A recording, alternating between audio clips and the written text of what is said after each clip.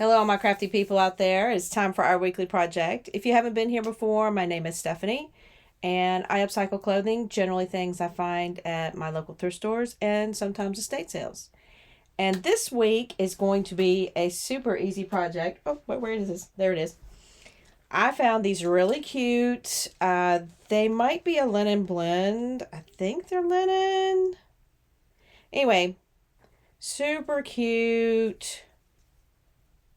It's bebop. I guess that's how you say it. Anyway, they're linen pants and they have pockets. Bonus there.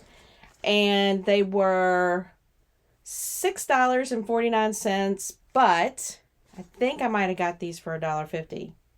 But regardless, either way, that was a pretty good price. And of course, they're a little long. So we're gonna do a super easy spring/summer upcycle where you can change the length and still use the excess. I've been seeing these really cute pants online, and I think I want to give it a try. So if you want to follow along, by all means do. Like, subscribe, let me know what you think. Don't forget to hype, and I'll see y'all at the table. All right, everyone. Here are our linen pants, and I've tried them on. They're longer than I want because I want the kind of an ankle crop to these. And so I'm gonna, of course, I'm gonna have to take off about 11 inches. Now, in all fairness, I'm adding back, 6. So, I'm only taking off 5. But anyway, we're going to take off quite a bit from the bottom. And my original plan was to make these cute little pants that I've seen people wearing around the school and online and all that, where I was going to use this fabric, probably cut it in two, and make a ruffle around the bottom that would meet quite, right above my ankle. So it would be all one fabric. And that is completely possible and doable. There's nothing wrong with that idea. Except that, I want to do something different. So I found this. I had in my stash this nice long table runner. It's crochet. I think it might have actually been done by hand. It's very nice if it was, that's for sure. But I found it, I believe, at an antique store or something like that, maybe even an estate sale. And I thought what we would do is just take it, since it's this nice long shape, this oval, or is it oblong or is it oval? Anyway, and we would fold it in half and we'd meet all the little scallops so it was even on each side. Once you get all of that taken care of, then I'm going to just cut down the center all the way down. So we're going to essentially have 2 pieces that are identical, okay? And this is going to be the ruffle at the bottom of our pants. And I'm even going to overlap it in the front to make it kind of cute in the front.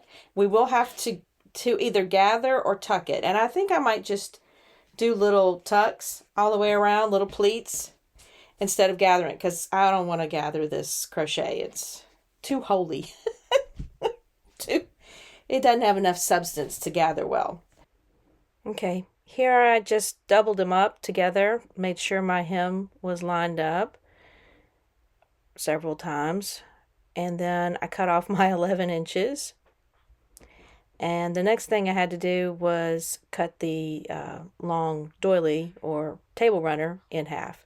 Again, I'm lining up the scallops to make sure I get it as even as possible.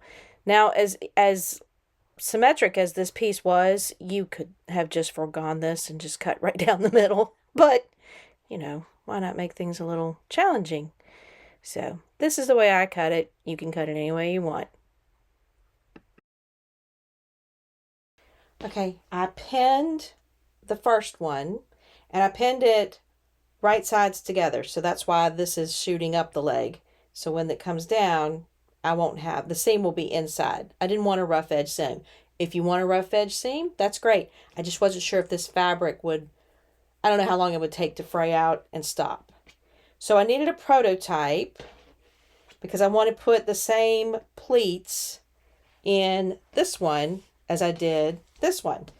So what I've done is I've folded my leg in half, and I've found my 2 center points, the front and the back center point, because that's where I want to land. I'm not worried. The side seams are important, but they're not what I'm lining up to. That center point is what I'm lining up to, because that's where I'm going to cross over. I'll show y'all.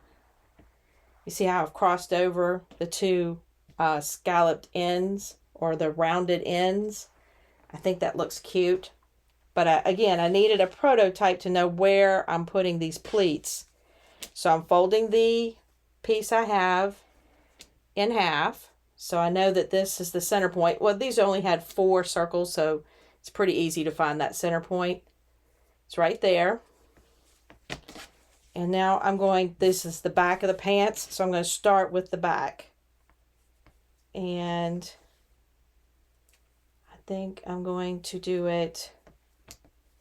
I have a hard time telling what the front and the back of crochet is, partly because this is so small and tight. Got any tricks for that, let me know. But I'm pretty sure that it doesn't matter at this point. No, I didn't mean it that way. I mean, it's just that this is so tight. It's going to be down on my ankles. If you don't get it absolutely perfect, it's going to take one of those little friends that's a crochet expert to tell you. So don't worry too much about it. So I put 2 pleats on either side of this, and I just kind of started pleating from there, making the pleats even all the way around. You can do it any way you want, but that seemed to use up the right amount of fabric in the process. So I'm going to start pleating, paying attention to what I've got over here. And I will meet y'all at the sewing machine, where I'll probably stitch it down regardless on the sewing machine, but I might also serge this over just so we know it's real nice and secure, because this stuff is holy. That's really not what I mean. You know what I mean, right? It's not porous. I don't know. Okay, here I am making my little pleats. I think it ended up with maybe, I don't know, 10 pleats on each side. I go back and forth to check my prototype and make sure that I'm putting the pleats in the same spot. Partly because this was such a symmetric piece, and I wanted the overlapping in the front to be identical, so it would look nice and neat. So yeah, here I am checking again.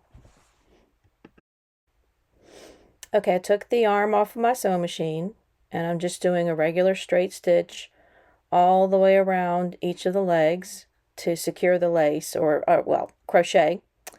And I did it probably about 1/4 of an inch as far as the seam allowance. And this would just keep it in place before I serge it. Then I just sent it through the serger, serging in the round, to make sure the seams were really secure and neat. One last thing I did to make this look spot on is I did a top stitch around the edge, making sure that the seam allowance was pushed up towards the pants, so it didn't show, obviously, in the crochet piece. Okay, everybody, what you think? I think they turned out super cute. You could obviously go wilder, crazier, add more doilies to the pants, add doilies or even the leftover fabric to your shirt, your sleeves. There's plenty of options out there. You've got fabric left over after this. And in all honesty, these pants, I don't even know if they're a 30-minute project. I mean, like that, especially with the pre-made doilies. That was super easy. So if you enjoyed it, by all means, like, subscribe, let me know what you think. Don't forget to hype, and I will catch y'all on the flip side of our next project.